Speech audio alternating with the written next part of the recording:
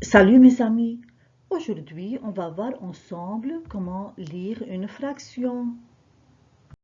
Souvenons-nous grâce à un exemple. Quand on partage une unité en parts égales et qu'on en utilise certaines en les coloriant par exemple, cela donne une fraction. Ici, on a un rectangle partagé en 6 parties égales. 4 parties sont coloriées, donc la fraction équivalente à la partie coloriée est égale à 4 sur 6.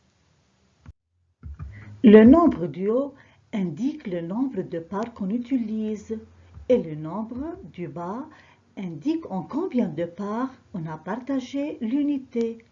Ici, le nombre total de parties est 6 et le nombre de parts coloriées est 4.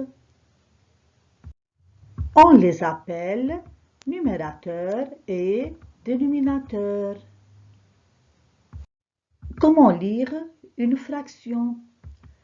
Lorsqu'on lit une fraction, on dit d'abord le numérateur, puis le dénominateur avec le suffixe im. Par exemple, 3 sur 8.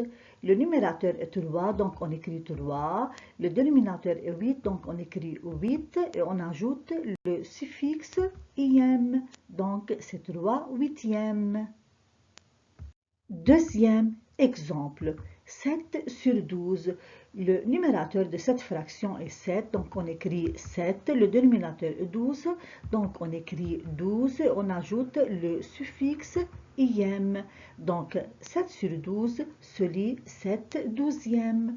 Encore un exemple, 42 sur 100. Le numérateur de cette fraction est 42, donc on écrit 42. Le dénominateur est 100, donc on écrit 100 et on ajoute le suffixe im. Donc 42 sur 100 se lit 42 centièmes. Donc, lire une fraction, c'est lire le numérateur plus le dénominateur avec im. Bien sûr, ce serait trop facile s'il n'y avait pas quelques exceptions. Les voici. 1 sur 2 se lit 1 demi. 4 sur 3 se lit 4 tiers. Et 9 sur 4 se lit 9 quarts. Remarque, si c'est au pluriel, on met un S à la fin de im. Exemple, 1 sur 5, c'est 1 cinquième au singulier. Mais 2 sur 5, c'est 2 cinquièmes au pluriel avec un S à la fin de im. Donc, 1 sur 2 se lit 1 demi, 1 sur 3 se lit 1 tiers et 1 sur 4 se lit 1 quart. Et à partir du dénominateur 5, toutes les fractions se lisent en im.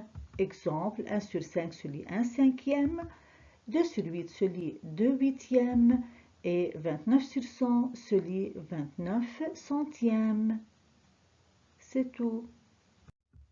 Merci mes amis et à bientôt.